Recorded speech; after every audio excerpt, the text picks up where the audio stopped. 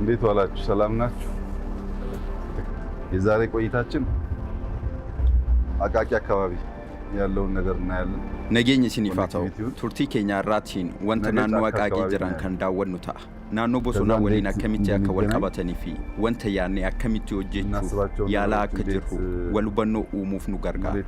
Sababni isaa haala irra jirru nutti argisiisa. Lammata wanta irratti akka guunnuuf hireenuuf laata.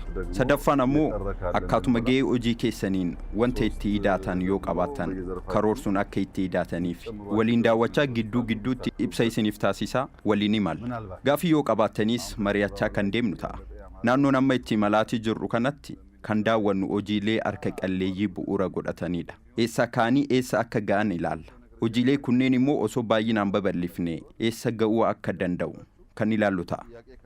Ana akka dhuunfaa kootti kan yaadu isinis akka yaaddan kan barbaadu dhimma haaromsa Itoophiyaati. Naannoo Awwaaree kana yeroo dhufnu haaromsa Itoophiyaa guutufan.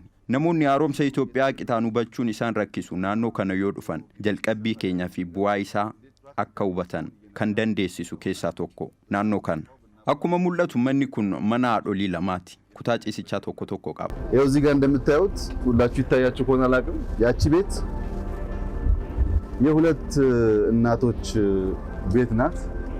ምናልባት አንድ ክፍል መኝታ ቤት ያላት በጣም ትንሽዬ ቤት ናት። መነ ባየ ጥቆዳ ወጋር ፈነራ ወጂ ተጃጀለ ለሙማ ገናቲን መነ አርከ ቀለየ አሮምሱፍ ወጂን ኢዶት ይገለ አስቶሪ ወጂ ተጃጀለ ለሙማ ሮጋ ገራገራን ይገለ ጀልቀቢን ኢሳ ጥቆታውስ yaadamichi garuu guddaadha. Kana irraa barnoota fudhannee duubdeebii ummataas argine. Waggaa guutuu itti yaannee karoorsine bara itti aanuuf immoo guddinni amala uumama dhala namaa waan ta'eef bara kana irra waan fooyyee qabu. Maatii 5 hanga 10 jiraachisuu kan danda'u gamoo abbaa darbii tokko ijaarre. ቀጥሎ ያለው ግን G+1 ሆኖ አንድ 10 ሰው አንድ 10 ፋሚሊ የሚይዝ ሊበዛ 10 ዩኒት ያላት G+1 ቤት ሰራ. Iddoo kana waalamatu jira. Manni isheetun ji'a 3 nutti fudhatte ture. Kunis abbaa darbii tokkooti. Mana jireenya xiqqoo fi dukkaana xixiqqoo qaba. Maatii xiqqootu keessa jiraata. Tunis hojii taatee ji'a 3 nutti fudhatte. Bal'inni ishee dabaleet abbaa darbii takkaa taate malee yeroo ijaarsi fudhateen yoo madaalle ganna garbiroo dabalatte. Nus muuxannoo fudhachaa raawwii keenya irraa barachaa maatii tokko irraa gar maatii 5 hanga 10tti ol guddisaa deemne. Raawwii keenya waggaa 3 namoonni hedduun irratti hirmaatanii jiru. Namoonni maallaqa qabanis harka isaanii nuuf diriirsanii jiru. Kanaaf waggaa 3tti immoo ol guddifne. የወሰደው ጊዜ ያው 3 ወር ነው፣ ክረምት ነው። የሰራነው ቤት ግን G+4 ነው። የረዳናቸው ሰዎች 50 ፕላስ ናቸው። Ganni ji'uma 3 hojiin kunis ji'uma 3 fudhate. Garuu gamoon ijaarre abbaa darbii 4ti. Namoonni gargaarre 50 ol kan ta'anidha. Waggaatti dabalaa hanguma deemnu guddinni gamoos dabaluun namoota hedduu keessummeessaa deemuu isaa qofa miti. Jalqaba mana jaartii sanaa diignee yommuu hojjennu namoonni akkuma hojii eebbifamaa garbiroo nu galateeffachuun nu eebbisaniit jiru. Yeroo itti aanu immoo manni diignee haaromsine kan nama 2 yookiin 3ti. Garuu namoonni abbaa manaa taasifne gara namoota 10tti hiiqu. Namoota ollaa naannoo kanaa mana hin qabnes mana argatan. Bara itti aanus akkasuma manni diigame kan namoota muraasati. Garuu namoonni keessa jiraatan 50 oli. Abbaa manni jalaa diigame qofa osoo hin taane namoonni naannoo sanaa fayyadamuu danda'anii jiru. ይሄ አካባቢ ላይ ምን ፈጠረ? ትረስት እየገነባ ሄደ። የሚያፈርሱት ይገነቡልን ነው። አሁን ማታ እንቅልፍ የለም እዚህ አካባቢ።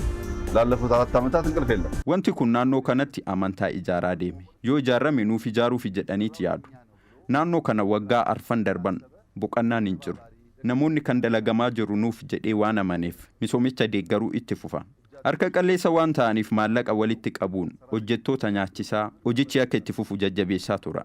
Amantaan kun babal'ataa dhufe. Fayyadamummaan isaas ida'aa dhufe. Waggaa 4ffaatti bal'inni isaa sanuma ta'ullee mana dubbisa kitaabaa kan qabu, iddoo gamtaan namoonni umuriin deeman buna itti dhugan, kutaawwan dukkaanaa baay'ee kan qabu mana bareedaa hojjenne. እንግዲህ እዚህ ጋር የመጣው ቼንጅ ምንድነው? ይሄን ቤት ስንሰራ እዚህ ሰፈር ያለው ሰው በሙሉ አስገባ ነበር እና ትርፍ ቦታ ማግኘት ጀመርን ማለት ነው። Asitti jijjiiramni dhufe tokko namoota naannoo kana jiran hunda itti galchine. Iddoo dabalataa argachaa deemne jechuudha. Lafa duwwaa argachaa dhufnaan namoonni gaggaariin nu gargaaruu eegaluun yommuu as geenyu akka kana duraa ganna tokko lama sadii jechaati ganna hin eegne. Iddoon kun lafa duwwaa waan tureef maallaqa walitti qabnee gamoo abbaa darbii 12 namoota 120 ta'uuf ijaarre.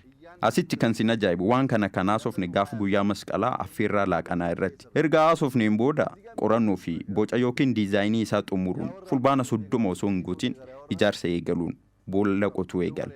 Lafichi yeroo jalqabnu dhagaa guddaa waan qabuuf qorumsa qaba ture. Amma guyyaa 40 osoo hin guutin darbii 6ffaa irra geenyetti jirra. Akkuma ilaalaa jirtan gamoon lamaanuu qulqullinni isaanii kan dura hojjenne waliin walitti hin dhufan.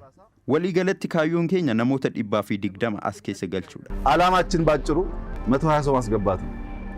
በ3 ወር ውስጥ አንድ ፍላት ዩኒት የሰራን ሰዎች አሁን በ3 ወር ውስጥ G+12 መስራት ጀመሩ። Ni baranne ariitii qulqullinaa fi dhaqqabamummaa dabal. Amantaan keenya ni guddate. Amma kana erga xumurreen booda manneen naannoo kanatti argitan hunda kaafnee namoota 120 as keessa galchina. Akka ammaa nama nu gargaaru yoo arganne gamoo 3 tokko ijaarree kanneen hafan hunda ni galchina. Nama nu gargaaru yoo hin arganne garuu dhaabbileen dhuunfaan gamoo 5 ijaaranii 3 ofii fudhachuun 2 yoo nuuf kenne gartokkee nuti namoota ittiin gargaarra. Kanaafis rakkoon mana jireenyaa hedduu waan ta'eef dinagdee ittiin jabeessina. Namoonni osoo qe'ee isaanii irraa hin buqqa'in mana jireenyaa waan argataniif yoo dandeenye akkuma kanaan duraa itti fufna. Yoo dadhabne garuu iddoo duwwaa taasifne kanatti namoota garbiroo gargaaruu kan itti fufnu ta'a. የተሻለ ቤት በሰፈሩ ሳይነቀል አግኝቷል። ቦታውን ግን ከቻል እና ገንዘብ ካገኘን በዚሁ መንገድ የተቀረውን ሰው ያገዝን እንሄዳለን። ካልቻል ደግሞ በቢዝነስ አፕሮች እንቀጥላለን።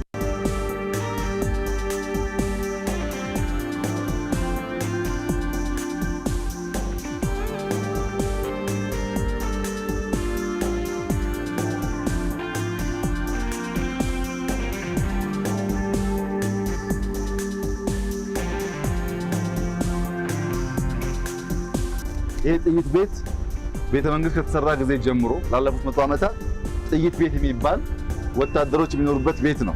Manni kun kana dura mana xiyyitii jedhamuun beekama. Loltootatu keessa jiraataa ture. Yoo yaadattan waliigaltee aaraa paartii badhaadhinaatiin gamoon abbaan darbii 20 manneen 1860 hojjechuuf nama dhuunfaa waliin waliigaluun hojiin eegalamee jira. Iddoo kanatti manneen 1800 yommuu ijaaramu 800 mootummaadhaaf laatama. 1200 namichatu fudhata. Lafti kun naannoo hektaara 7ti. Iddoon kun iddoo buufata loltootaatti. Liizidhaan osoo gurgurree qarshii hedduu argachuu dandeenya ta'a. Hojii amma hojjenneen garuu manneen 600 baasii tokko malee namticha irraa fudhannee tokkoon isaa miliyoona 20tti osoo gurgurree biliyoona 12tti gurguruu dandeenya. Qarshii biliyoona 12 naannoo biraatti manneen jireenya hedduu ijaaruu ni dandeenya. Kun filannoo tokko. ሁለተኛው ምርጫ እኛ ዳሃን ማገዝ እንፈልጋለን።